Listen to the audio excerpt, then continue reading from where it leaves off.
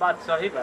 एगो व्यवस्था कर, जल्दी जो मशीन तैयार कर आ फट फट 4 गो 5 गो 6 गो जो हो के मार देबे के एकदम हम से आगे बढ़ जाए। ठीक नो?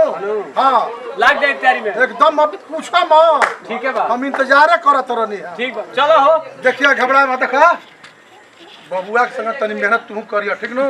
बस बेटा बस जौन सोचे तन काम पूरा कर दिया। अब हमनियों के देखा देवे कितना हमनियों के संख्या बढ़ता। बताओ ये एगो जौन बीमारी आ गई जाति गणना।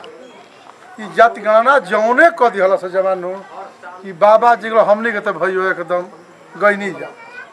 बाबा जी जात के तले बैठल से जनगणना कर। एगो लइको बा ससुरा तो बाहर गइल बा के का करता। तनी गाँव में रही 2-4 10 गो लइका फैका होता से तो हमनियों के जतिया 2-4 गो पढ़ी तन ई बड़ा सा तो नौकरिए करी हस। है दूध गाली गुरुजी। अब होकरा के देखी कि हेकरा के देखी तू बाहरे रही तो घरे तनी हमरो मदद करी।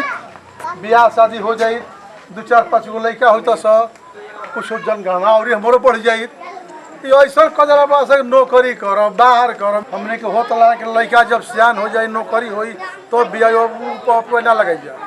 और छोट छोट में बियाह कर जा कि जल्दी जल्दी लइका हो जा सो जनगणना घबरा लो मत। हमनियों के बढ़ावत ना घबरावता तो फर्द बियाह कर। अब पहले से तय कर बियाह आवते लइका के मार बियाह तन दे अब मारिए के 5 गो 6 गो लइका हो जनगणना बढ़ावत अपना हाथ में बा। देरी नहीं खे घबरा लो मत। बतावा ना हम तो कोई नहीं है कमाए आ हईसन सुनर मेहरारू लेके आ गई नहीं। बाबू तो बुझाता के बड़ा लाठी से पीटी है बुझाइलू। चलो हो चलो उनका सामान बाबू। अरे बाबू अरे बच्चा खूब खुश रहा मस्त रहा बना तब बबुआ। हां ठीक से रहा ठीक बा बाबू।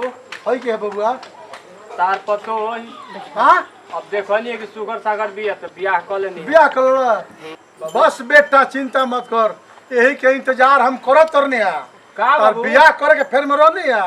अब बेटा हमर त काम पूरे कर दिहला। मरबना नु अब एगो काम कर बाहर लानू। हां जानला हा का बिहार में जनगणना भइल ह जनगणना। हां हां एकरा में एगो हमनिए को कमजोर बन जा बाबा जी। ई तो बात सही बा। एगो व्यवस्था कर, जल्दी जो मशीन तैयार कर आ फट फट 4 गो 5 गो 6 गो जो हो के मार देबे के एकदम हम से आगे बढ़ जाए। ठीक नो?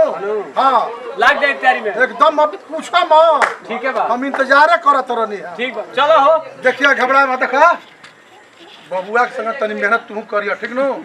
हाँ चलो चल बस बेटा बस जौन सोचे तन काम पूरा कर दिया। अब हमनियों के देखा देवे कितना हमनियों के संख्या बढ़ता। देख लो अब तो हम लोग कितना कर लो जति गणना।